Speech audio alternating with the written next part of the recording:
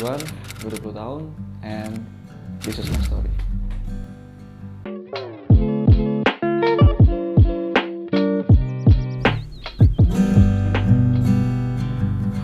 Jadi apa yang mau ceritain Jul? Jadi gue mau cerita tentang awalnya gue datang ke Tuhan, gue berdoa minta supaya gue dapat pekerjaan. Tapi ketika gue dapat pekerjaan, gue malah jauhin Tuhan dan sebagainya. Jadi ini bermula di tahun 2018 akhir. Gue baru banget keluar dari pekerjaan gue yang dulu. Gue keluar karena gue merasa gue udah kelar tujuannya di situ, yaitu buat nabung, buat kredit motor segala macam. Yaitu jangan dicontoh, yaitu motivasinya salah. Jadi ketika gue udah keluar dari tempat kerja gue tersebut, akhirnya gue memutuskan untuk tetap cari kerja baru yang lebih tinggi levelnya atau lebih besar gaji lah ya. Masalahnya orang tua gue tetap pengennya gue kuliah. Akhirnya gue sama orang tua gue masih cekcok karena masalah itu. Gue bingung antara harus ikutin apa kata orang tua atau kata diri gue sendiri gitu. Kenapa? Karena gue merasa diri gue udah bisa cari duit. Dan karena cekcok sama orang tua gue itu yang justru gue jadikan sebagai alasan bahwa gue merasa kayaknya nggak ada yang dukung gue gitu, kayaknya nggak ada yang mau gue kerja, nggak ada yang mau gue senang gitu kan. Itu pikiran jahat gue pada waktu itu. Akhirnya gue lontang-lantung, gue nggak jelas, bangun jam 10 malam, habis itu gue pergi nongkrong and I drink till I drunk. Pulang-pulang udah jam 5, jam 6, sampai gue lakuin itu selama sebulan lebih karena belum dapat pekerjaan. Karena sebelumnya gue udah pernah ngelamar, ditolak karena nggak punya surat pengalaman kerja di tempat yang bagus gitu segala macam. Terus gue ngelamar lagi di daerah PIK, Tenda Kapur, ditolak juga. Dan gue pernah sempat ngelamar juga di Bekasi. Di situ gue merasa gue benar-benar jauh dari Tuhan. Kenapa? Karena ketika gue datang ke tempat tersebut ada 570 orang pelamar. Dan ketika gue ajak ngobrol salah satu di antara mereka bilang mereka pernah kerja di sini, mereka pernah kerja di situ. Gue jadi ngedown di situ. Kenapa? Karena gue nggak pernah kerja di tempat yang sebagus itu sama kayak mereka gitu kan. Dan ketika gue ajak ngobrol, gue bisa tahu orang ini pinter. Gue merasa, wah diri gue kayaknya nggak bisa nih kalau kayak gini. Gue merasa jauh dari Tuhan. Kenapa gue bilang gue jauh dari Tuhan? Karena gue nggak ada keyakinan gitu. Gue udah bagus-bagus, gue udah grooming semua segala macam. Pas nyampe sana gue ngedown. Kalau gue udah berdoa, di situ kan gue merasa bahwa gue jauh dari Tuhan gitu kan. Gue nggak ada keyakinan. Gue tetap datang, tapi menjalankannya setengah-setengah gitu. Kayak nothing tulus. Ya udahlah kalau ketolak nggak apa-apa gini macam. Padahal sebenarnya situ orang tua gue udah cukup mendukung gue. Cuman ketika orang tua gue udah mulai dukung gue, ya itu gue masih ke bawah sama sikap buruk gue gitu. Kayak gue masih pengen lontang-lantung, gue masih pengen kayak gitu segala macam. Sampai akhirnya gue ditolak di situ. Dan ditolaknya pun juga emang kayaknya itu gue paling malu deh. Ditolak dengan cara gak gimana ya, benar-benar melihatkan bahwa gue bodoh gitu. Gue nggak cocok kerja di situ kata HRD-nya. Kebetulan kita waktu itu acaranya ada di basement parkiran. Jadi kita benar-benar wawancara, dilihatin banyak orang, 570 orang, ngobrol di situ sama HRD-nya. Bagaimana cara lu bersikap, bagaimana cara lu ngejawab pertanyaan HRD di situ. Benar-benar jelek banget deh. Pokoknya gue malu. Akhirnya karena gue malu, gue pulang dari Bekasi, gue nangis di situ. Nangisnya bukan nangis gimana ya, cuman kayak gue anak laki-laki bisa lontang-lantung depan teman-teman gue kelihatan keren segala macam gini. Tapi gue dipermalukan kayak gitu. Di jalan gue nangis, nangis bukan sedih, bersalah, tapi gue malah marah ke Tuhan. Gue sempet nagih utang gue ke Tuhan. Kenapa? Karena seperti yang teman-teman tahu kan, dulu gue melayani Tuhan segala macam. Gue berpikir bahwa oh ini balasan Tuhan gitu. Dan padahal sebenarnya di situ gue harusnya sadar bahwa itu bukan salah Tuhan, itu salah gue, itu kebodohan gue. Gue marah-marah sama Tuhan di jalan. Kalau gue bilang kayak gini, kalau memang Tuhan gak ngasih gue bekerja, kenapa gue harus putus kuliah dulu gitu kan? Terus gue harus gimana? Gue harus kemana gitu kan segala macam. Akhirnya gue sampai di rumah, gue cuekin orang tua gue masuk kamar, gue ingat banget di situ gue banting buku-buku bekas kuliah gue. Gak jelas emang, cuman di situ akhirnya ada satu lagu. Kebetulan tidaknya di handphone gue ada lagu rohani satu ya gitu waktu itu. Lagunya Allah Mengerti Allah Peduli, yang banyak perkara gitu-gitu kan. Gue ketiduran di situ. Tapi gue biasa kalau tidur itu kan sambil denger lagu ya. Nah ketika gue bangun masih ngantuk-ngantuk dikit. Kebetulan handphone gue lagunya lagi keputar lagu itu. Akhirnya gue ngeliat langit-langit. Gue jujur di situ gue jadi inget tentang gimana zaman gue SMP SMA melayani Tuhan pada waktu itu gue buat Tuhan banget gitu kan, peduli gue sakit gue capek, yang penting Tuhan seneng gitu. Gue mikir di situ apa maksud Tuhan gitu kan. Gue sempet mikir, bayangin di saat-saat kondisi mellow kayak gitu gue sempet mikir apa Tuhan mau bikin gue jadi pengangguran lagi gitu kan. Tuhan mau gue rajin gereja aja gitu, jadi gue nggak punya duit, gue nggak bisa bayar kredit motor segala macem. Tapi akhirnya di situ gue jadi ada semangat ketika gue denger lagu itu. Gue berdoa karena jujur waktu zaman SMA gue galau dikit, gue sedih dikit, gue ambil gitar gue nyanyi lagu rohani. Lagunya itu biasanya gue nyanyiin tuh Tuhan tak pernah janji gitu-gitu. Wah, gue zaman SMA itu flashback banget gue nyanyi itu. Akhirnya gue nyanyi lagu itu dan di situ bener-bener gue nggak bohong sih, emang lu mau sehebat apapun kalau lu datang ke Tuhan lu tuh bukan siapa-siapa gitu. Gue merasa selama ini gue tuh apa ya, gue so jagoan, gue so merasa diri gue paling benar. Akhirnya gue nyanyi, gue ada kekuatan buat berdoa, gue berdoa sama Tuhan. Dan ketika gue berdoa sama Tuhan, di situ gue dapat kabar di Instagram dari teman gue yang gue kenal di tempat lamaran kerja kemarin yang 570 orang itu. Dia bilang ke gue, Ju, sini lagi buka lamaran, lu coba deh, perusahaan quick service restoran lokal punya. Tapi gue jujur ketika gue deket sama Tuhan, ketika gue merasa gue udah nyanyi lagu rohani, gue udah berdoa sama Tuhan, gue nggak ada minder gitu loh, iya kan? Gue jadi pede, lamar aja lah, kalau terima apa enggak yang penting terserah Tuhan, biarlah kehendak Tuhan yang jadi. Udah berserah banget di situ. Di situ gue akuin puasa Tuhan tuh emang masih nggak main-main sih sama kehidupan gue. Akhirnya gue puasa di situ. Wah, dulu waktu gue masih melayani Tuhan, ada puasa gue nggak puasa. Tapi ketika di saat itu gue merasa gue harus puasa. Jujur gue puasa, ada semangat buat gue susun materi. Gue latihan soal-soal psikotes. Akhirnya gue mulai menguasai sedikit bagaimana cara menghadapi HRD, bagaimana cara menghadapi soal-soal lamaran nanti ke depannya. Akhirnya gue merasa yakin sama diri gue sendiri gitu. So, gak sadar ketika gue puasa, gue jadi orang yang lebih rajin di rumah. Tuh gue lontang-lantung, gue itu di rumah ibaratnya kayak cuman tidur, buang air besar, tidur lagi, pergi, cabut. Itu komunikasi lu sama keluarga udah mulai membaik. Udah mulai membaik. Karena sebelumnya gue sempet diem-dieman sama bokap gue sempet cekcok kan, gue sempet diem-dieman. Tapi ketika gue puasa, gue punya kekuatan gitu kayak, ayolah Juan, itu orang tua lu gitu. Lu tuh nggak punya apa-apa buat balas kebaikan mereka gitu. Gue akhirnya izin sama orang tua gue, mah mau pergi lagi ke Bekasi lusa. Padahal mendadak, tapi gue pede banget. Dari situ akhirnya gue sempet seneng karena yang tadinya gue diem-dieman sama bokap gue, akhirnya bokap gue jadi balik ngobrol sama gue kayak, iya Pak, jadi mau ngelamar nih di sini, nggak apa-apa kan minjem duit gini segala macem buat ongkos gini. Oh iya nggak apa-apa deh gini segala macem. Mama gue juga semangatin gue, keluarga gue jadi merasa ngapain gue selama ini lontang-lantung ya, kenapa nggak dari dulu gue perbaikin hubungan gue sama keluarga gue jadi terbuka, gue jujur gitu kan. Akhirnya gue datang ke sana, interviewnya mulai jam 8 pagi, tapi gue udah di tempat dari jam 5 pagi. Gue merasa gue harus totalitas gitu kan, lepas gue diterima apa ditolak, yang penting gue harus kasih yang terbaik dulu gitu. Sebelum perjalanan gue doa, sampai di tempat gue doa, baru gue ganti baju, gue ke toilet. Ada satu orang paling pertama datang, orang kedua, dan gue orang ketiga pas saat itu. Panitianya aja belum datang pada waktu itu. Tapi mungkin karena gue saking pedenya ya, gue lupa kalau ada syarat bahwa kita datang harus pakai kemeja putih, karena hitam. Di situ gue datang pakai celana chino, kemeja gue hitam. Gue sempet ngedown di situ. Waduh, gue udah sepede ini tapi saltung gue langsung. Tapi akhirnya beberapa jam kemudian, yang tadinya jadi 3 orang, di situ jadi 370 orang yang kekumpul. Gue di situ sempat mikir, ayo lu pasti mau ngedown lagi kan dalam hati gue gitu.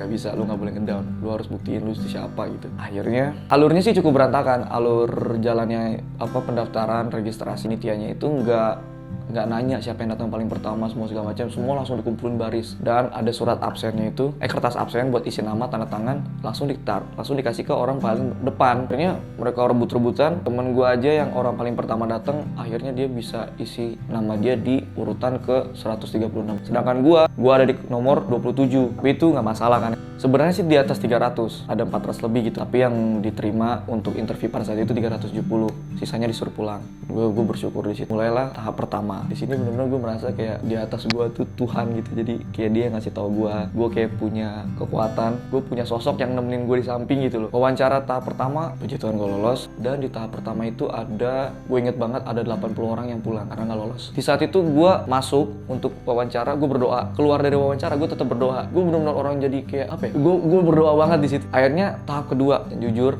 pada saat itu gue psikotes. Yang gue alamin, yang gue rasakan tuh nggak seperti gue yang dulu gitu. Gue ketemu psikotes, gue deg-degan, gue takut, ini gimana ya, gini macam. Akhirnya pas saat itu gue merasa kayak bukannya mau sombong atau gimana, ini mah 1+1 gitu loh. Gue isi dengan baik, dan pada saat itu biasanya dulu waktu ya dari juga zaman SMA gue kerja ujian, gue yang nyontek, tapi di situ gue yang dicontekin, jumawa gitu kan, congkak, ayo sini silakan gitu. Tapi kenapa gue begitu? Karena gue merasa ketika gue mampu, gue pengen bantu mereka gitu. Gue nggak tahu kan mereka dari latar belakang mana, mereka datang dari mana gitu. Puji Tuhan lagi, gue keluar, gue berdoa, tahap 2 gue lolos. By the way, ada 4 tahap total, gue ngadepin 300 soal. Di tahap ketiga, seperti biasa gue berdoa lagi, dan berdoanya pun gue gak malu. Di samping kiri kanan gue itu para pelamar, biasanya gue malu. To the point, biasanya gue malu. Dalam nama Tuhan Yesus gitu kan. Baik lagi di situ. Ini gampang banget ya. Gue langsung merasa kayak, wah, apa ini kekuatan yang gue mau gitu dari Tuhan. Gue isi.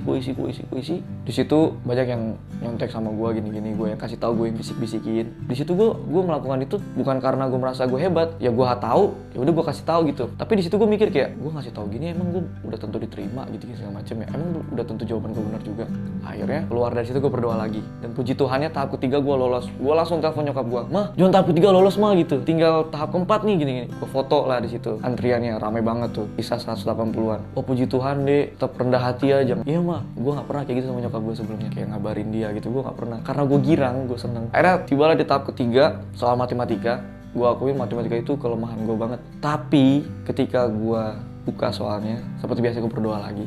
Gue buka, gue nggak merasa itu 1+1 sih, tapi gue merasa kayak, kayaknya gue bisa deh ini. Gue jawab. Gue nggak peduli kayak jawaban gue salah, ngaco apa segala macem. Dan akhirnya gue keluar, baru diumumin di situ bahwa gue lolos tahap keempat. Dan sebelum diumumin di situ HRD-nya bilang ada nilai tertinggi dan nilai yang gini macam, dan gue salah satu di orang yang dapat nilai tertinggi dari 370 orang itu. Gue merasa puji Tuhan banget. Di situ biasanya gue sombong karena gue tahu karakter gue, itu doang kan, gue belajar gitu biasa. Tapi di situ gue ke toilet kan, disuruh tunggu lagi kan, gue ke toilet, gue berdoa aja sama Tuhan, ya ampun Tuhan, terima kasih banget gitu kan segala macam. Akhirnya gue makin bersyukur lagi ketika HRD-nya itu bilang bahwa dari 370 orang itu perusahaan itu cuma cari 9 orang, dan salah satunya adalah gue di situ. Gue langsung di situ, gue langsung benar-benar berkomitmen di situ sama Tuhan. Gue nggak mau luntang-lantung lagi, gue nggak mau. Karena memang sebenarnya itu bukan akhir, itu baru dimulai, perjuangan gue baru dimulai di situ kan. Akhirnya gue pulang, gue kasih tahu nyokap bokap gue senang. Akhirnya masuklah ke poin dimana yang gue bilang ketika gue udah bekerja, gue menjadikan itu alasan gue untuk nggak beribadah, gue jauh dari Tuhan. Jadi naik turun gitu loh, som kuku. Gue merasa gue kenapa ya?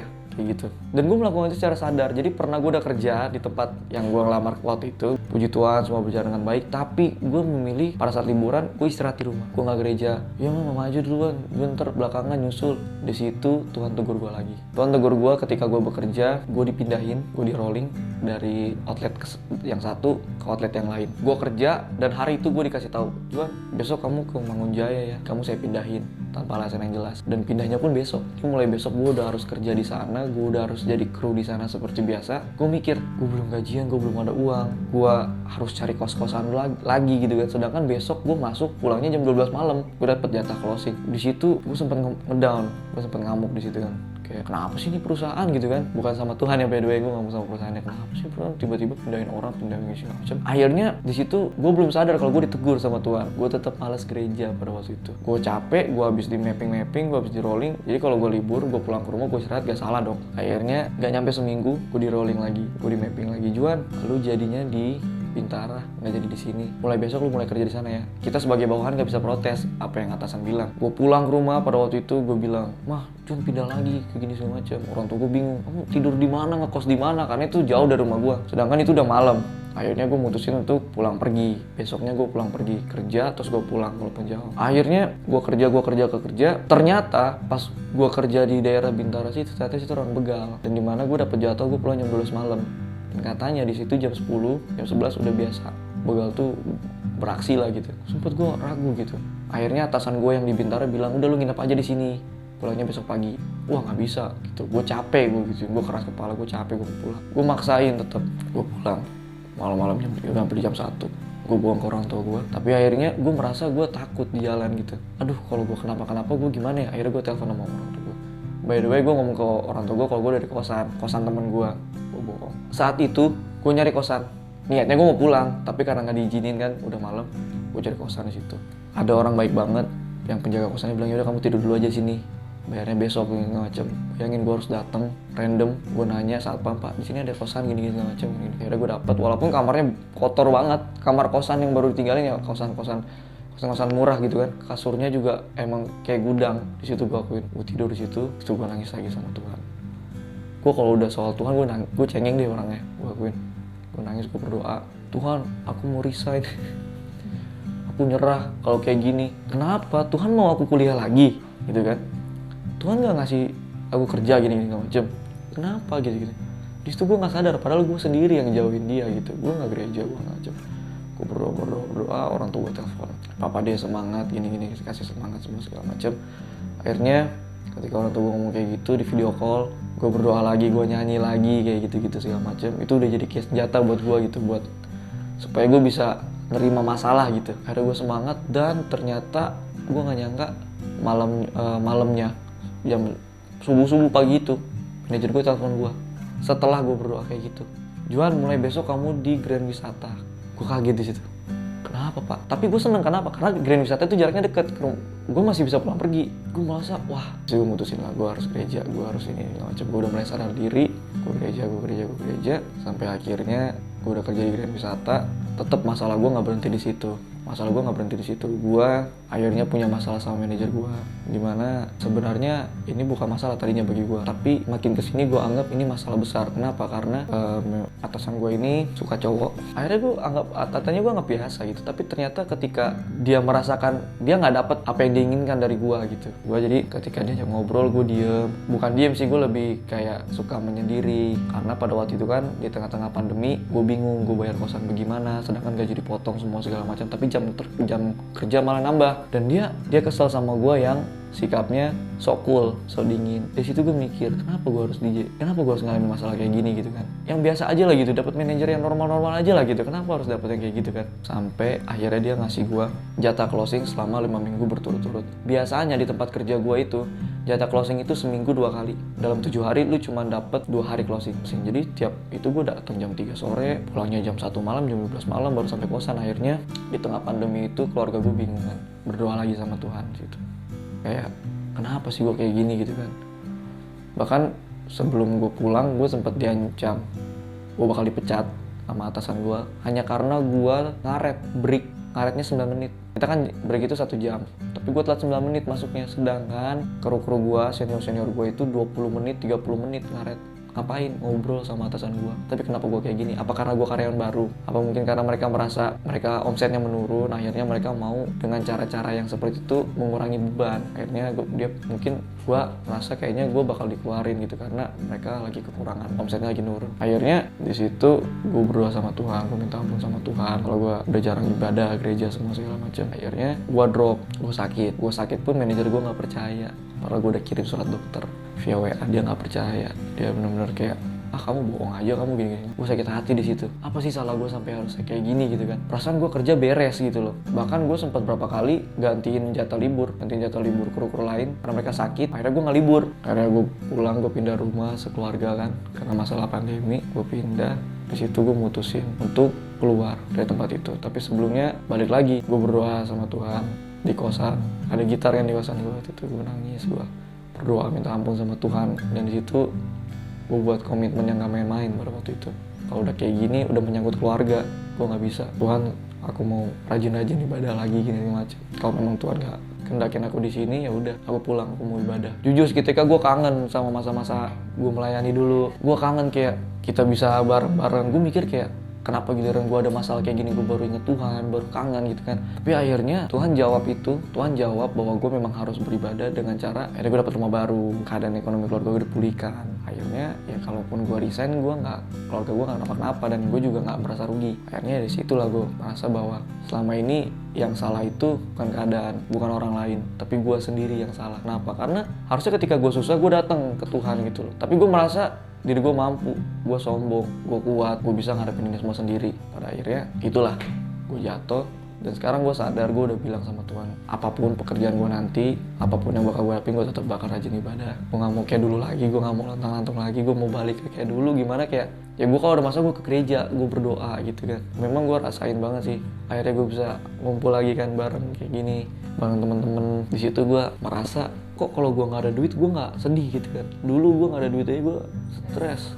Gimana ini gue gitu, dulu aja gue kayak gitu, tapi sekarang gue merasa aman sih. Tapi yang menguatkan gue itu adalah gue punya ayat andalan gue dapet Paskah tahun 2017 itu kalau nggak salah, gue inget banget ayatnya. Itu terdapat di Wahyu 3 ayat 11. Firman Tuhannya bilang, aku datang segera, peganglah apa yang ada padamu, supaya jangan seorang pun yang mengambil mahkotamu. Gue mikir, apa jangan-jangan selama ini mahkota gue buang gitu kan.